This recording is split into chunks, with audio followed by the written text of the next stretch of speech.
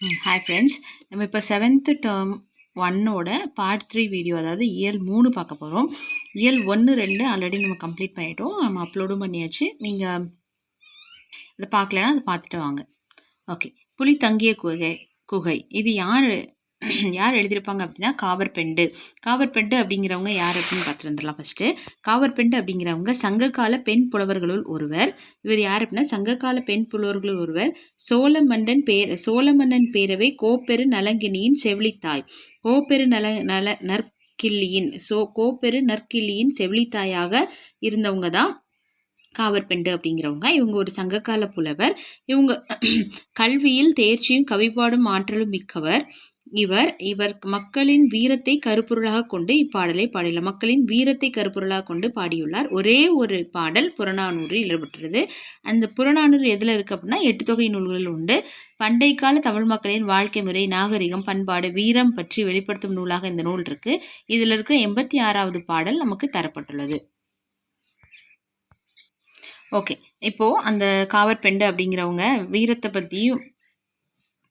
வீரத்தை தான் மெயினான பொருளாக வச்சு பாடியிருப்பாங்க. ஸோ இதில் என்ன கொடுத்துருப்பாங்க அப்படின்னா புலி தங்கிய குகை அப்படின்னா புலி தன் வயிற்றில் அந்த மகனை தான் வச்ச அந்த, அதாவது வயிற்றில் பிள்ளையை சுமந்தது தான் புலி தங்கிய குகை அப்படின்னு சொல்கிறாங்க. அவனை பெற்ற வயிறு அதுதான் இது, அது புலி இங்கே தான் தங்கிட்டு போச்சு அப்படின்னு சொல்லுவாங்க. எப்படின்னா உன்னோட மகன் எங்கே அப்படின்னு கேட்கும்போது அவன் எங்கே இருக்கிறான், அப்படி இங்கே இருக்கான்னு தெரியலை, ஆனால் அவன் போர்க்களத்தில் இருப்பானோ ஒரு வேளை போர்க்களத்தில் இருப்பானோ அப்படின்னு அவனை பெற்ற வயிறு இங்கே தான் இருக்குது அப்படின்னு சொல்லியிருப்பாங்க. ஜஸ்ட் நீங்கள் இதை ரீட் பண்ணிக்கோங்க.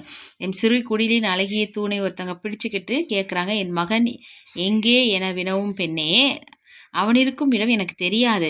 புலி தங்கி சென்ற குகைக்கு போல் அவனை பெற்ற வயிறு இங்கே இருக்கு, ஒருவேளை போர்க்களத்தில் இருக்கக்கூடும் அப்படின்னு சொல்லியிருக்காங்க. சிற்றில் அப்படின்னா சிறு வீடு, கல்லலை அப்படின்னா கற்குகை, யாண்டுனா எங்கே, ஈன்ற வயிறுனா பெற்றெடுத்த வயிறு. யாண்டுனா எங்கே, ஈன்ற வயிறுனா பெற்றெடுத்த வயிறு. இது அதோட எக்ஸ்பிளனேஷன் நான் சொன்னது தான் இருக்கும். ஜஸ்ட் நீங்களே ரீட் பண்ணிக்கோங்க. இப்போ சரியான விடையை தேர்ந்தெடுத்து எழுத பார்க்கலாம். யாண்டு அப்படின்னா எங்கு, யாண்டுலனோ, யாண்டு ப்ளஸ் உலனோ. கல்லலை இல் ப்ளஸ் லேவா மாதிரி கல்லலை ஆயிடுது. ஸோ அடுத்தது பாஞ்சை வளம் அப்படிங்கிறது இது ரொம்ப முக்கியம் இல்லை, நம்ம ஒரே டைரெக்டாக சொல்லும் பொருளும் பார்த்துடலாம். சூரன் அப்படின்னா வீரன், பொக்கிஷம் அப்படின்னா செல்வம், சாஸ்தி அப்படின்னா ரொம்ப ஜாஸ்தியாக தராதுங்க அப்படின்னு சொல்லுவோம்ல மிகுதி, விஸ்தாரம் அப்படின்னா ரொம்ப விசாரமாக உட்காந்துக்குங்க அப்படின்னா பெரும்பரப்பு, வாரணம் அப்படின்னா யானை, பரி அப்படின்னா குதிரை, சிங்காரம் அப்படின்னா அழகு. பரி அப்படின்னா குதிரை, வாரணம்னா யானை, சிங்காரம்னா அழகு, கமுகுனா பாக்கு. ஸோ இதில் இருக்கிற சரியான விடை பார்த்துடலாம். சரியான விடை தேர்ந்தெடுத்து எழுதுக. ஊர்வலத்தின் முன்னாய் என்னது போகும்னா வாரணம், யானை அசைந்து போகும். பாஞ்சாலங்குறிச்சியில் டேஸை விரட்டி விடுனா முயல் நாயை விரட்டி விடும். அது ஜஸ்ட் அதை ரீட் பண்ணாலே உங்களுக்கு தெரிஞ்சிடும். மெத்தை வீடு என குறிப்பிடப்படுவது அப்படின்னா மாடி வீடு. பூட்டும் கதவுகள்னா பூட்டும் ப்ளஸ் கதவுகள். தோரண மேடைனா தோரணம் ப்ளஸ் மேடை. வாசல் ப்ளஸ் அலங்காரம்னா வாசல் அலங்காரம். பொக்கிஷம் அப்படின்னா என்ன நம்ம படித்தோம், செல்வம். சாஸ்தினா மிகுதி, விஸ்தாரம்னா பெரும்பரப்பு, சிங்காரம்னா அழகு. ஓகே, நெக்ஸ்ட் பார்க்க போகிறது என்ன, தேசம் காத்த செம்மல் பசும்பொன் முத்துராமலிங்க தேவர். இவரை பற்றி பார்க்க போகிறோம். இது ரொம்ப முன்னாடி சிலபஸில் இருந்தது, இப்போது தலைவர்கள் உருவாதல்ல ஒரு வேலை கேட்கலாம், அதனால் ஜஸ்ட் நம்ம படிச்சுக்கலாம். ஜிஎஸ்க்கும் இதுலேருந்து என்ன கேள்வினாலும் வரும், நம்ம படிச்சுக்கலாம். ஓகே, மக்களின் உள்ளங்களை கவர்ந்த தலைவர்கள் நிறைய பேர் இருக்காங்க. நாட்டின் விடுதலைக்காக பாடுபட்டவங்க நிறைய பேர் இருக்காங்க. சமுதாய பணி செஞ்சவங்க நிறைய இருக்காங்க. அரசியல் பணி, இது எல்லாத்தையும் செஞ்ச ஒரு புகழ்பெற்ற தலைவர் யார் அப்படின்னா அந்த முத்துராமலிங்க தேவர் தான். தேசியம் உடல் தெய்வீகம், தேசியத்தை உடலாகவும் தேசியம் உடல் தெய்வீகத்தை உயிரும் கருதி மக்கள் தொண்டு செய்தவர் தான் இவர், பசும்பொன் முத்துராமலிங்க தேவர். இவருக்கு வீரப்பேச்சால் எத்தனையோ தியாகிகளையும் விவேக பேச்சால் எத்தனையோ அறிவாளிகளையும் உண்டாக்கியவர். வீரப்பேச்சால் தியாகிகளையும் விவேக பேச்சால் அறிவாளிகளையும் உண்டாக்கியவர். உண்மையை மறைக்காமல் சொல்லுவார். வெளியிட தனி துணிச்சல் பெற்றவர். அதனால தந்தை பெரியார் இவரை சுத்த தியாகி அப்படின்னு சொல்லியிருப்பாங்க. தேசியம் உடல் தெய்வீகம் உயிர், வீரப்பேச்சால் தியாகிகளையும் வேக பேச்சால் அறிவாளிகளையும் உண்டாக்கியவர். அதனால தந்தை பெரியார் உண்மை பேசுறது மறைக்காம தைரியமா சொல்லுவார். தந்தை பெரியார். ஸோ அதனால் சுத்த தியாகி அப்படின்னு அவங்களுக்கு பட்டம் கொடுத்துருக்காங்க. அவங்களோட இளமை பருவம்னு பார்த்தோம்னா அக்டோபர் 30ஆம் நாள்லாம் பிறந்து அக்டோபர் 30ஆம் தேதி இறந்தும் போயிருப்பாங்க. ராமநாதபுரம் மாவட்டத்தில் பசும்பொன் அப்படிங்கிற ஊரில் பிறந்திருப்பாங்க. நல்ல வெல்த் உள்ள ஃபேமிலி, அதாவது செல்வ செழிப்பு உள்ள ஃபேமிலி. உக்கிரபாண்டிய தேவர், இந்திராணி அம்மையார். உக்கிரபாண்டிய தேவர், இந்திராணி அம்மையார். இளமையிலேயே அவங்க அம்மா இறந்திருப்பாங்க. ஸோ இஸ்லாமிய தாய் தான் பால் ஊட்டி வளர்த்துருப்பாங்க. தொடக்க கல்வி கமுதியிலும் உயர்நிலை கல்வி பசுமலை பள்ளியிலும் ராமநாதபுரத்திலும் படிச்சிருப்பாங்க. பிளேக் நோய் அந்த ஊரில் பரவுச்சு அப்படிங்கிறதுனால அவர் அந்த படிப்பையே விட்டுட்டாரு. ஸோ அதுக்கப்புறம் புக் ரீட் பண்ணுறது மட்டுமே அவரோட முக்கியமான இதாக பண்ணியிருக்காங்க. நிறைய நூல்களை படித்து தமது அறிவி மாற்றலையும் வளர்த்தார். தமிழ், ஆங்கிலம் ஆகிய இரு மொழிகளில் சொற்பொழிவு ஆற்றும் ஆற்றல் திறன் பெற்றிருந்தாங்க. சிலம்பம், குதிரை ஏற்றம், துப்பாக்கி சுடுதல், ஜோதிடம் எல்லாமே அவங்களுக்கு தெரியும். ஸோ இங்கே பார்த்துடலாம், அந்த பாக்ஸ் பார்த்துடலாம். 1936 விருதுநகரில் போட்டியிடறதுக்கு பெருந்தலைவர் காமராஜர் முன் வந்திருப்பாங்க. நகராட்சிக்கு வரி செலுத்தவங்க மட்டும்தான் அதில் போட்டியிட முடியும். அதனால் முத்துராமலிங்க தேவர் ஒரு ஆட்டுக்குட்டியை வாங்கி காமராஜர் பெயரில் வரி கட்டி அவரை தேர்தலில் போட்டியிட வைத்தார். காமராஜரை இவர் எப்படி போட்டியிட வச்சிருக்காருன்னு பாருங்கள். ஒரு ஆட்டுக்குட்டியை வாங்கி அவர் பேரில் வரி கட்டி அதுக்கப்புறம் என்ன பண்ணியிருப்பாங்கன்னா போட்டியிட வச்சுருப்பாங்க. ஓகே. அதுக்கு விடுதலை போராட்டத்தில் இவரோட பங்கு அப்படின்னு பார்த்தோம் அப்படின்னா, இவர் விடுதலை போராட்டத்தில் நல்ல ரொம்ப தீவிரமாக பங்காற்ற ஆரம்பிச்சிருக்காரு. பேச்சாற்றல், ஆங்கில ஆட்சிக்கு எதிராக மக்களிடம் நிறைய வீர உரையை மக்கள்கிட்ட பேசியிருக்காங்க. அதனால இவருக்கு வாய்ப்பூட்டு சட்டம், ஆங்கில அரசு பலமுறை அவரை கைது செய்து அடுத்தது வாய்ப்பூட்டு சட்டத்தையும் போடுறது. வாயால் தான் நிறைய பேசுகிற, அதனால் உனக்கு வாய்ப்பூட்டு சட்டம் போட்டுற அப்படின்னு சொல்லி வாய்ப்பூட்டு சட்டம் போட்டுருந்தாங்க. அதே மாதிரி இவர் தெற்கில் வாய்ப்பூட்டு சட்டம், அதாவது நம்ம தெற்கு சைடில் தானே இருக்கோம், தெற்கு பகுதியில் வாய்ப்பிட்டோம். பாலகாதர் திலகருக்கு வடக்கு சைடில் இருந்து, அவர் வடக்கு சைடில் தான் இருந்திருப்பாரு, அவருக்கு அங்கே வாய்ப்பூட்டு சட்டம். ஸோ வடக்கு யாருக்கு வாய்ப்பூட்டு சட்டம் போட்டாங்க அப்படின்னா பாலகங்காதர திலகர், தெற்கு சைடு அப்படின்னா முத்துராமலிங்க தேவர். ஸோ அதனால இந்த விடுதலை வேட்கையை அறிந்த திருவி கல்யாண சுந்தரனார் தேசியம் காத்த செம்மல்னு பாராட்டிருப்பார். தந்தை பெரியார் சுத்த தியாகின்னு சொல்லியிருப்பாரு. திருவிக்க என்ன பண்ணிருப்பாருன்னா தேசியம் காத்த செம்மல். நேதாஜியோட தொடர்பு. நேதாஜி ஒரு இராணுவ குரூப் இந்திய தேச இராணுவ குரூப் உருவாக்கியிருப்பார். அப்போது நேதாஜி யார் அப்படின்னா வங்காளத்து சிங்கம் என போடப்பட்ட நேதாஜி சுபாஷ் சந்திர போஸ் அவரை தமது அரசியல் குருவாக ஏற்றுக்காரு. 1939ஆம் ஆண்டு செப்டம்பர் திங்கள் 6ஆம் நாள் நேதாஜி மதுரைக்கு வந்திருக்காங்க. அவர் தொடங்கிய இந்திய தேச இராணுவத்தில் அவரோட முத்துராமலிங்க தேவரோட முயற்சியினால நிறைய தமிழர்கள் இணைஞ்சிருக்காங்க. விடுதலைக்கு நேதாஜி எனும் பெயரில் வார இதழ் ஒன்றையும் நடத்திருக்காரு. இந்த அளவுக்கு நேதாஜி மேலே அவருக்கு ரொம்ப பிடிக்க ஆரம்பிச்சிட்டு, சரியா? அதனால தான் அவர் இந்திய தேச இராணுவத்தில் நிறைய பேரை இன்னும் ஜாயின் பண்ணி விட்டுருப்பாங்க. அடுத்து பேச்சாற்றல். முதலில் சாயல்குடி என்னும் ஊரில் விவேகானந்தரின் பெருமை என்னும் தலைப்பில் 3 மணி நேரம், நம்மளால ஒரு 20 மினிட்ஸ் பேசுகிறதே கஷ்டமாக இருக்குது. ஸோ 3 மணி நேரம் விவேகானந்தரின் பெருமை என்னும் தலைப்பில் சாயல்குடியில் ஃபஸ்ட் பேசியிருக்காங்க. பெருந்தலைவர் காமராஜரும் அங்கே இருந்திருக்காங்க. காமராஜரை போட்டியிட வச்சதே இவர் தான் இருந்திருப்பாங்க. இது போன்ற ஒருவரை இதுவரை நான் கேட்டதில்லை அப்படின்னு சொல்லி இங்கே பார்த்துக்கோங்க.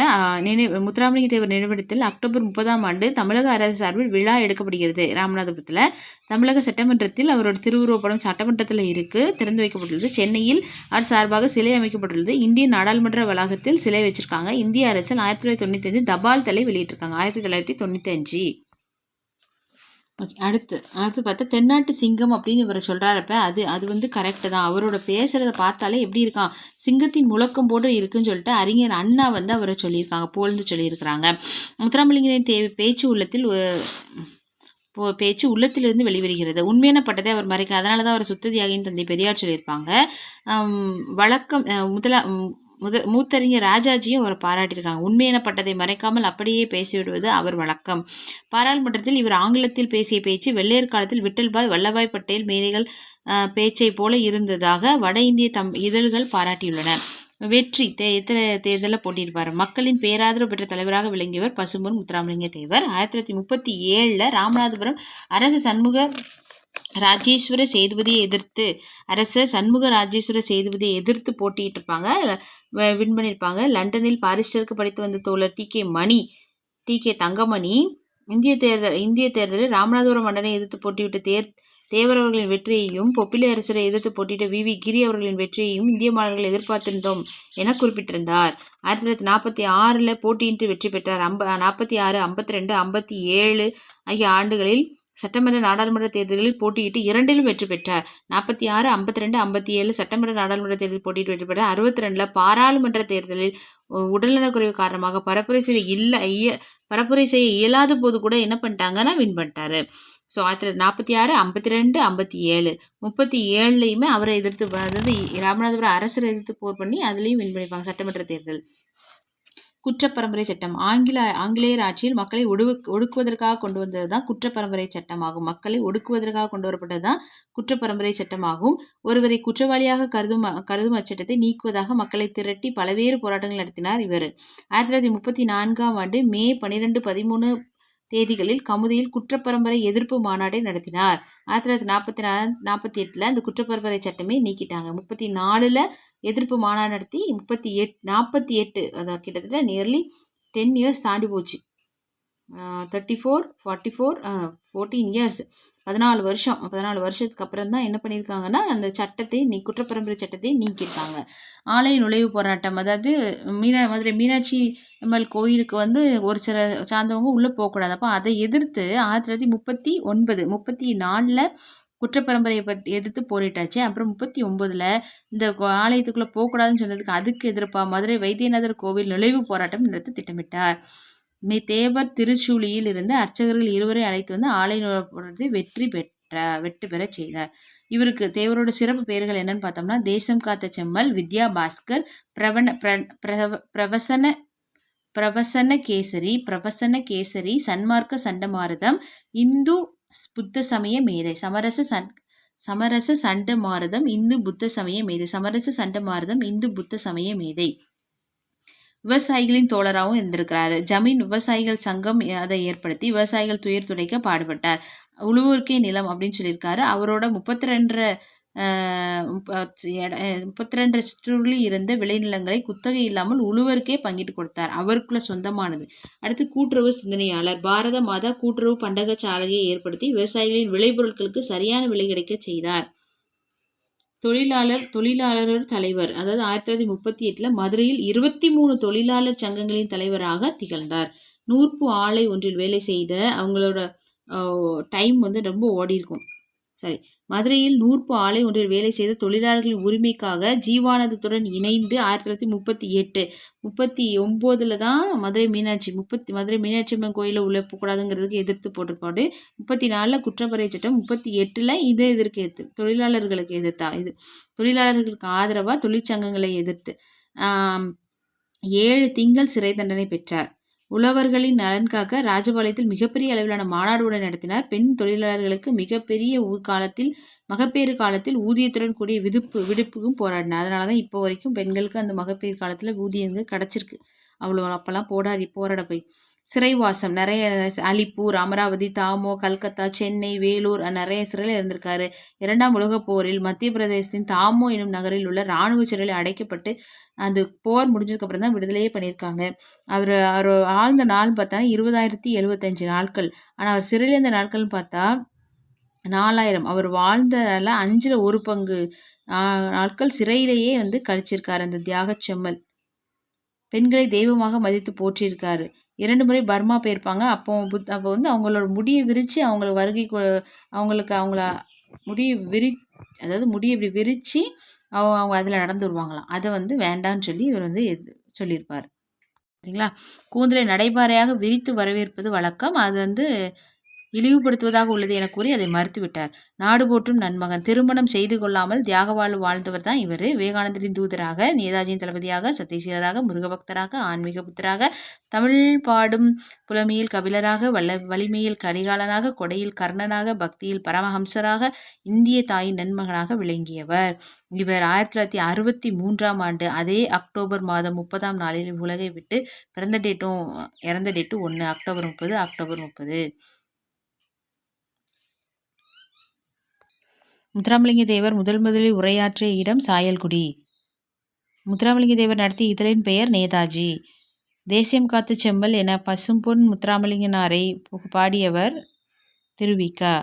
பெரியார் என்ன சொல்லியிருப்பாங்கன்னா சத்திய தியாகி, சுத்த தியாகி.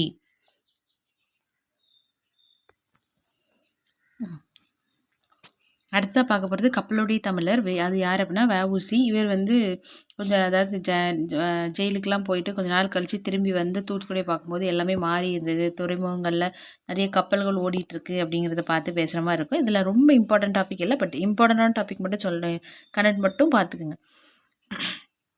அது வளமுற்று இருந்தது கொற்கை பெருந்துறை அங்கே இருந்தது. இப்போ அங்கே வந்து எந்த கொடினா பாண்டியனோட மீன் கொடி அங்கே ஓடிட்டு இருந்தது. அடுத்தது வசையுடைய வாழ்வாரை வாழ்வார் அப்படின்னு சொன்னது யார் அப்படின்னா வள்ளுவர்.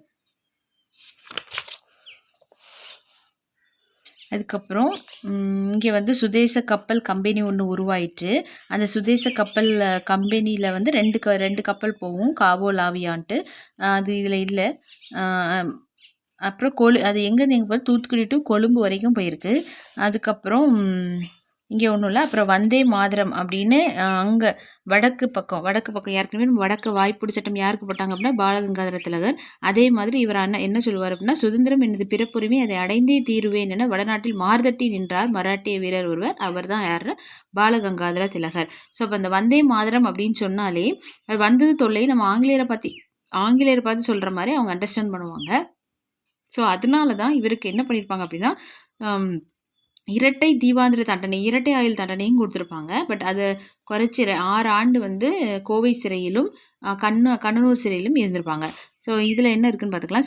சிதம்பரனாரின் பிரசங்கத்தையும் பாரதியாரின் பாட்டையும் கேட்டால் செத்த பிணம் உயிர் பெற்று எழும், புரட்சி ஓங்கும், அடிமைப்பட்ட நாடு 5 நிமிடங்களில் விரிவுபெறும். சிதம்பரனாருக்கு இரட்டை வாழ்நாள் சிறை தண்டனை வழங்கிய நீதிபதி யார் அப்படின்னா பின்ஹே. சிதம்பரனாருக்கு இரட்டை வாழ்நாள் தண்டனை வழங்கிய நீதிபதி பின்ஹே. அதே மாதிரி நான் சொல்ல பார்த்தீங்களா, வந்தே மாதரம்னு அந்த அந்த அந்த இதை ஒழிச்சதுக்காக வெள்ளையர் கோர்ட்டில் வந்து இரட்டை தீவாதன தண்டனை யார் கொடுத்துருப்பாங்க அப்படின்னா வ.உ.சி. கொடுத்துருப்பாங்க. 6 ஆண்டு கோவை சிறையிலும் கண்ணனூர் சிறையிலும் அங்கே பணி செஞ்சேன்னு சொல்கிறாங்க. நிறைய இதுக்கு போயிருக்கேன், அந்த இடத்துல ஜெயிலர் வந்து எனக்கு வந்து அறிவுரை கொடுத்தா, நான் உனக்கும் அப்பனுக்குமே நான் சொல்லுவேன் அப்படின்னு சொல்லியிருப்பாங்க. அப்புறம் தொல்காப்பியத்தை படித்தது தொல்லையெல்லாம் மறந்தாகும், இந்நிலையை கற்று இன்னல்களெல்லாம் மறந்தாகும். ஆங்கில மொழியில் ஆலன் அப்படிங்கிறவங்க ஒரு புக்கு எழுதியிருப்பாங்க, மனம் போல் வாழ்வுங்கிறத. அதை மொழிபெயர்த்திருக்காங்க. அறிவு நூல்களில் ஒன்றை மனம் போல் வாழ்வு, அதை வந்து மொழிபெயர்த்துருவாங்க. மெய்யறிவு மெய்யறம் என்ற சில நூல்களையும் இயற்றியிருப்பாங்க அப்படின்னு சொல்கிறாங்க. அதுக்கப்புறம் பாய காண்பது சுதந்திர வெள்ளம், பணியை காண்பது வெள்ளையர் உள்ளம். பாய காண்பது சுதந்திர வெள்ளம், பணியை காண்பது வெள்ளையர் உள்ளம் என்று பாடும் நாள் என்ற நாளோ என்று உருக்கமாக பேசி கடற்கரையை விட்டு அகன்றார் சிதம்பரனார்.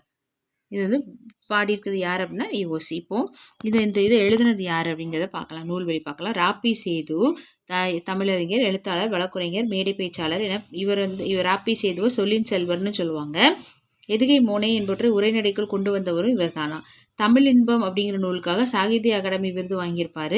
இவர் ஆற்றங்கரை நிலை, ஆறு, கடல், ஆற்றங்கரை நிலை, கடற்கரை நிலை, தமிழ் விருந்து, தமிழகம், ஊரும் பேரும், மேடை பேச்சு என பல நூல்கள் எழுதியிருக்காரு. வ.உ. சிதம்பரனார் பேசுவதாக அமைந்த பாடப்பகுதி கடற்கரை நிலை.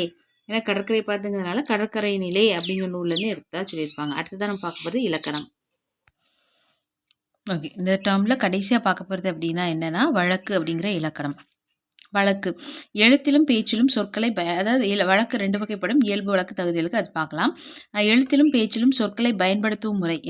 எழுத்துலையும் பேச்சிலும் சொற்களை எப்படி பயன்படுத்துகிறோமோ, எழுதுறதுக்கும் பேசுறதுக்கும் சொற்களை எப்படி பயன்படுத்துகிறோமோ அதுதான் வழக்கு. அது இயல்பு வழக்கு, தகுதி வழக்கு என 2 வகைப்படும். இயல்பு வழக்கு அப்படின்னா ஒரு பொருளை அதற்கே உரிய சொற்களால் இதுதான் அது வந்து மாறுறதுக்கு ஒன்றுமே இல்லை, அதற்கே உரிய சொற்களாலும் எழுத்துக்களாலும் குறிப்பது. சொற்களால் குறிப்பிடுவது இயல்பு வழக்கு. இந்த இயல்பு வழக்கு 3 வகைப்படும். இலக்கணமுடையது, இலக்கண போலி, மருவு. இலக்கணமுடையது அப்படின்னா இந்த பாருங்களா, நிலம், மரம், வான், எழுது. இது வந்து தமக்குரிய பொருளை எவ்வகை மாறுபாடுமே இல்லாமல் இயல்பாக தருகிறது. இதுதான் இலக்கண நெறி மாறாமல் முறையாக அமைந்த சொல். ஸோ இலக்கண நெறி மாறாமல் முறையாக அமைஞ்சிச்சு அப்படின்னா அது இலக்கணமுடையது. இப்போ அடுத்தது பார்த்தா இது கட்டாயம் நல்லா புரிய ஆரம்பிச்சிடும். இலக்கண போலி அப்படின்னா நம்ம வந்து இல்லத்தின் வாயை இல் முன் அல்ல இல் வாய் அப்படி சொல்லணும். ஆனால் நம்ம என்ன சொல்கிறோம்னா முன்றில் அப்படின்னு நம்ம சொல்கிறோம். அதாவது முற்றம் அப்படி சொல்கிறோம் இல்லையா, முன்றில். நம்ம அதை முற்றம்னு சொல்கிறோம். முன்றில் என மாறி வழங்கும். ஸோ இல்முன்னு சொல்ல வேண்டியது கரெக்டானது. முன்றில் அப்படிங்கிறது நம்ம சொல்கிறதுனால அதே மாதிரி இன்னொரு எக்ஸாம்பிள் கிளை நுனிங்கிறத நுனிக்கிளை அப்படின்னு நம்ம சொல்கிறோம். ஸோ சொல்கிறதுனால அதை இலக்கண முறைப்படி அமையலை, ஆனால் இலக்கண முறையவை போலவே ஏற்றுக்கொள்ளப்படும் சொற்கள். புரியுதா? இல்முன் அப்படிங்கிறது தான் சரி, ஆனால் முன்றில் அப்படிங்கிறதும் சரி அப்படின்னு ஏற்றுக்கொள்ளப்படும் சொற்கள் இலக்கண போலி. அதான் இதுக்கு முன்பின் தொக்க போலி, அதான் முன்பின் இலக்கண போலி. அதாவது முன்னாடி இருக்குது பின்னாடி, அதாவது இல் முன்ன முன்றில் முன்பின் பகுதிகள் இடம் மாறி வருவது தான் இலக்கண போலின்னு சொல்கிறோம். இப்போ புறநகர் அப்படிங்கிறது எப்படி வந்திருக்கணும்? நகர்ப்புறம். கால்வாய் அப்படிங்கிறது வாய்க்கால். தசைங்கிறது சதை. கடைக்கணுங்கிறது கண்கடை. இந்த மாதிரி வரணும். நம்ம இலக்கண போலியின் காரணமாக இதை எப்படி எழுதுகிறோம்? இதே இன்னொன்று வாயிலுங்கிறத நம்ம வாசல்னு சொல்கிறோம். அது வந்து மருவிட்டு வாய், அதாவது இல்லத்தின் வாயை இல் வாய்ன்னு சொல்லணும். நம்ம வாயில் அப்படி சொல்லு, அது வந்து இலக்கண போலி. இல்வாய்ங்கிறது இலக்கணம் உடையது, வாயில் அப்படிங்கிறது இலக்கண போலி. வாசல்ங்கிறது நம்ம இப்போ சொல்கிறது, அது மருவி வந்திருக்கு. ஸோ அது வந்து மருவு. மருவு பாருங்களேன், தஞ்சாவூரை தஞ்சைனும், திருநெல்வேலியை நெல்லைனும் சொல்கிறது, புதுக்கோட்டையை புதுவைனும், கோயம்புத்தூரை கோவைன்னு சொல்கிறது தான் மருவி. கோவை, குடந்தை, எந்தை, போது, சோனாடு இப்படி சொல்கிறோம்ல, மருவி வர்றது தான் என்னது? மருவு. அதுதான் இயல்பு வழக்கில் 3 பார்த்தாச்சு. இப்போ தகுதி வழக்கு.